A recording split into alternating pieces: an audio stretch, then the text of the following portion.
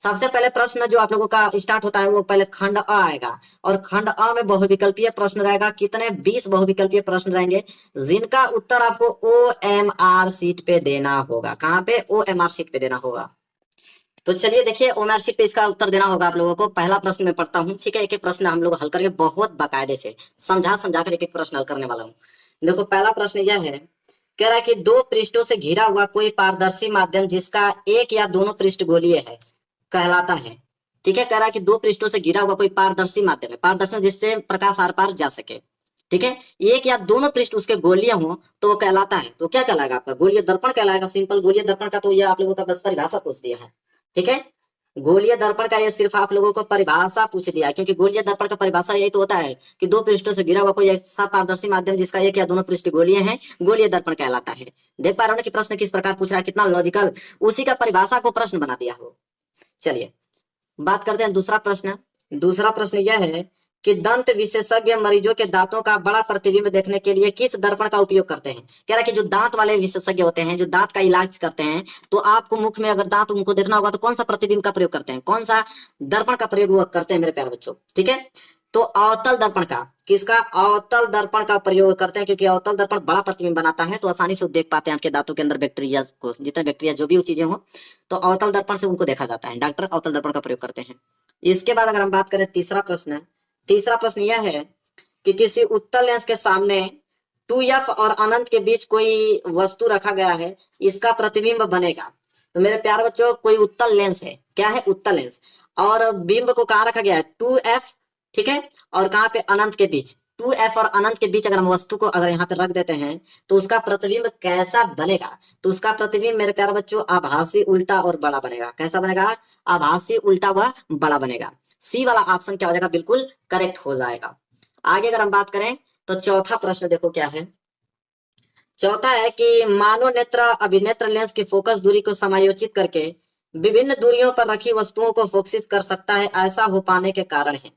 ठीक है, कह रहा है कि मानव नेत्र, चाहे वस्तु को आप दूर रखो, चाहे नजदीक रखो, चाहे किसी भी वस्तु को कहीं पे भी देखो, वो अपने उसके फोकस दूरी को समायोजित कर कर और बहुत दूरी, चाहे बहुत नजदीक दूरी पे किसी भी प्रकार की वस्तु को रखे उसको वो देख पाता है। जैसे आप सूर्य को देख लेते हो, चंद्रमा को देख लेते हो, आपके सामने बस आ रहा है उसको देख रहे हो, तो वो क्या करता है कि फोकस दूरी को समायोजित कर कर वो देखने का काम करता है। तो उसको हम लोग क्या कहते हैं, यही पूछ रहा है।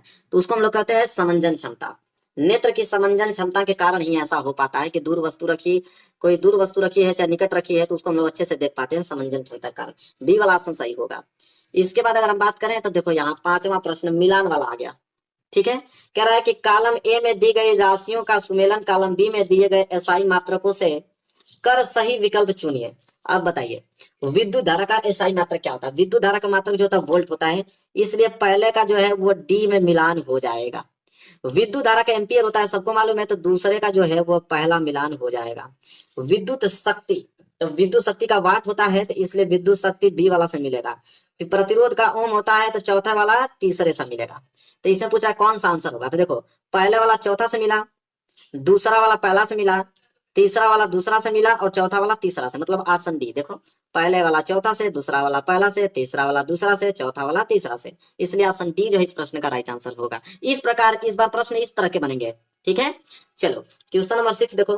दो चालक तार जिनके पदार्थ की लंबाई तथा व्यास समान है, किसी विद्युत परिपथ में पहले श्रेणी क्रम में और फिर पार्श्व क्रम में संयोजित किए जाते हैं।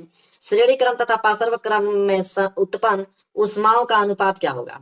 मेरे प्यारे बच्चों, कोई दो चालक तार जिनके पदार्थ की लंबाई और व्यास दोनों अगर समान है, अगर किसी विद्युत परिपथ में अगर पहले श्रेणी क्रम में आप जोड़ते हो फिर उसे समांतर क्रम में, समांतर क्रम को ही पार्श्व क्रम बोलते हैं, समांतर क्रम में जोड़ते हो, तो उसमें अगर उष्माओं का अनुपात अगर आपसे पूछता है तो हमेशा 1/4 के अनुपात में मिलता है।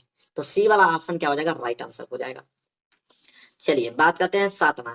देखो सातवां प्रश्न है मेरे प्यारे बच्चों, सातवां है, दिख रहा है ना आप लोगों को? सातवां है कि किसी विद्युत धारावाही सीधी लंबी परिनालिका के भीतर चुंबकीय क्षेत्र। ठीक है, देखो ये परिनालिका है, कह रहा है कि किसी विद्युत धारावाही सीधी लंबी परिनालिका के भीतर चुंबकीय क्षेत्र जो होता है वो क्या होता है?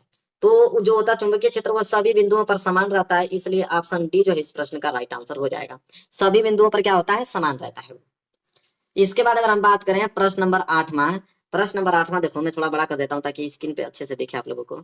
8वां है, बेंजीन का संरचनात्मक सूत्र क्या है? तो बेंजीन का देखो यहाँ पे चित्र आपको दिखाई दे रहा होगा। बेंजीन का संरचनात्मक सूत्र होता है ये वाला, बी वाला, ये वाला चित्र होगा। तो इसलिए बी वाला ऑप्शन में कौन दिख रहा है? देखो बी वाला ये, इसलिए बी वाला ऑप्शन सही हो जाएगा। चलिए प्रश्न नंबर 9 देखते हैं। प्रश्न नंबर 9 है कि निम्नलिखित में से समजातीय श्रेणी है, ठीक है।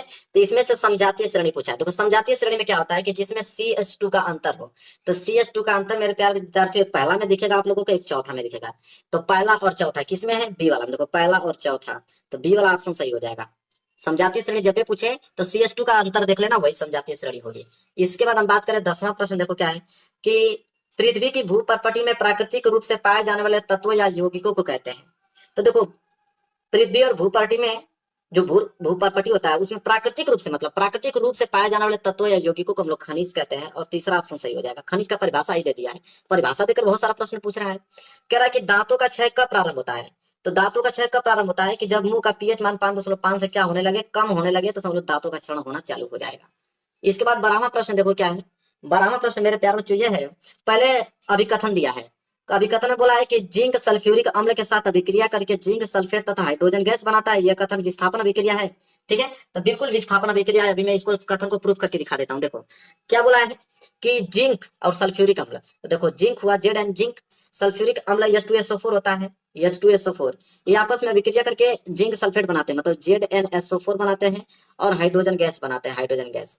बिल्कुल ये अभिक्रिया सही है। क्या है? विस्थापन अभिक्रिया। बिल्कुल देखो जिंक क्या कर रहा है कि हाइड्रोजन को अलग करके और SO4 के साथ मिलकर जिंक सल्फेट बना दिया, विस्थापन अभिक्रिया है। मतलब पहला वाला कथन तो जो अभिकथन है वो बिल्कुल सही है, पहला वाला अभिकथन सही है। तर्क क्या है कि जिंक ऑक्सीजन के साथ अभिक्रिया करके जिंक ऑक्साइड बनाता है। बिल्कुल नहीं, ऐसा तो कभी रिएक्शन ही नहीं होता है, ठीक है। मतलब पहला वाला सही है, इसलिए सी वाला ऑप्शन सही हो जाएगा कि अभिकथन पहला सही है परंतु तर्क दूसरा का क्या है? गलत है। तीसरा वाला ऑप्शन क्या हो जाएगा? सही हो जाएगा आपका। आगे अगर हम बात करें तो 13वां प्रश्न देखो क्या है, निम्नलिखित रासायनिक समीकरणों का पूरा कीजिए, ठीक है। यहाँ फिल इन द ब्लैंक्स दिया है और रासायनिक समीकरणों को पूरा करना है मेरे प्यार बच्चों, ठीक है। तो इसका राइट आंसर मेरे प्यार बच्चों क्या हो जाएगा? तो 13 का जो होगा वो बी वाला हो जाएगा, CH3COOH। इसको जब आप भरोगे इसमें तो पूर्ण रूप से ये क्या हो जाएगा? रिएक्शन संपूर्ण हो जाएगी, ठीक है। चलिए 13वां प्रश्न हो गया। 14वां देखते हैं। देखिए 14वां प्रश्न से आप लोगों का उपखंड ग स्टार्ट हो गया, ठीक है। क्या है यह 14वां? अंत श्वसन के दौरान वायु प्रवाह का सही मार्ग कौन सा है? जब अंत श्वसन हम लोग सांस लेते हैं तो उसका सही स्टेप क्या है? तो उसका सही स्टेप मेरे प्यारों जो ऑप्शन डी है, क्योंकि पहले नासा द्वार में जाता है, नासा द्वार से होकर ग्रासनी में जाता है, फिर कंठ में जाता है, फिर श्वास नली में, तब जाके कुपिकाओं में जाता है। तो उसका सही जो स्टेप है ये डी वाला ऑप्शन सही है, ठीक है। इसके बाद 15वां प्रश्न देखिए क्या है। 15वां प्रश्न है मेरे प्यारे बच्चों कि निम्नलिखित कथन तथा कारण को पढ़कर दिए गए विकल्पों में से सही विकल्प का चयन कीजिए, ठीक है। तो कथन और कारण को पढ़ना है। कथन कह रहा है कि पिता से प्राप्त क्रोमोसोम के बच्चों के लिंग का निर्धारण होता है। बिल्कुल, जब भी बच्चा होता है तो पुरुष के ही क्रोमोसोम से बच्चों का लिंग निर्धारण होता है, ठीक है। इसके बाद कह रहा है कि कारण दूसरा, मानव पुरुष में से एक X और Y गुणसूत्र होता है, ठीक है। तो मेरे प्यारे बच्चों ये भी आप लोगों का बिल्कुल सही है, ठीक है। इसलिए सही है क्योंकि मनुष्य में, पुरुष में X और Y ही गुणसूत्र होता है, महिलाओं में तो XX गुणसूत्र होता है, ठीक है। तो दोनों कथन सही आपका है, पहला वाला भी दूसरा वाला भी। इसलिए कथन और कारण दोनों सत्य है और कारण कथन का सही व्याख्या करता है, बिल्कुल सही होगा ऑप्शन नंबर पहला। क्लियर हो गया आप लोगों को? चलिए आगे अगर हम बात करते हैं तो 16वां प्रश्न देखो क्या है, विद्युत आवेश के प्रवाह का सही दिशा कौन सी है? तो विद्युत आवेश के प्रवाह का सही जो दिशा मेरे प्यारे बच्चों, ये आप लोगों का सही दिशा ये वाला है। ये जो आपको दिशा दिखाई दे रहा है बिल्कुल सही है। ये आपका ए ऑप्शन है, ये आपका बी है, ये आपका सी है और ये आपका डी है। तो ए वाला बिल्कुल सही है, ठीक है। इधर से जाएगा इधर बढ़ता जाएगा, अगर क्या है इस तरह बढ़ता है इधर नहीं, फिर कह रहा है कि इधर इधर, ठीक है। नहीं, ये जो चित्र आपको दिखाई दे रहा है विद्युत आवेश के प्रवाह का सही दिशा ये पहला वाला, ठीक है। इसके बाद हम लोग आगे देखेंगे और अगला प्रश्न 16 प्रश्न हो गया ना। चलिए आगे बात करते हैं 17वां प्रश्न। देखो 17वां क्या है? 17वां है कि थायरॉक्सिन के बारे में कौन सा कथन सही नहीं है? थायरॉक्सिन के बारे में कौन सा कथन सही नहीं है मेरे प्यारे बच्चों? तो थायरॉक्सिन के संश्लेषण के लव आवश्यक होता है, बिल्कुल नहीं। पहला वाला ऑप्शन जो है वो राइट आंसर हो जाएगा, पहला 17 का पहला जो है राइट आंसर हो जाएगा। इसके बाद देखिए 18वां प्रश्न। 18वां है कि निम्नलिखित चित्र में भाग ए बी सी किस क्रम में है? मतलब बताना है कि ए क्या है, बी क्या है, सी क्या है। ए वाला पोर्शन आपको दिखाई दे रहा है, ठीक है। तो ए वाले को मेरे प्यारे बच्चों क्या कहते हैं हम लोग? ए वाले को हम लोग बोलते हैं बीज पत्र। ए वाले को हम लोग क्या बोलते हैं? बीज पत्र बोलते हैं।